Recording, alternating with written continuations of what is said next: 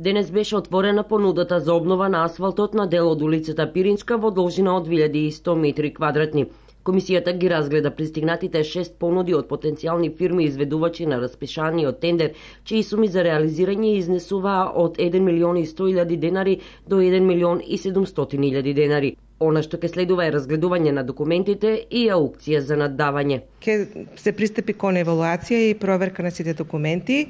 Ние како комисија само заклучивме дали е оригиналната понуда. Најтранспарентно е водена целата постапка. Според информација од општината, откако ќе заврши комплетната тендерска постапка, ќе се започне со активностите за асфалтирање на една од најпрометните улици во централното градско подрачје. Уште една улица, дел од проектот на градоначалникот примариус магистар Илчо Захариев и Советот на општина Штип за уредување на улиците во Штип и приградските населби. Паралелно со уредувањето на улиците во Штип се уредуваат и тротоарите, и тоа не само за естетски изглед, туку пред се за поголема сигурност на пешаците.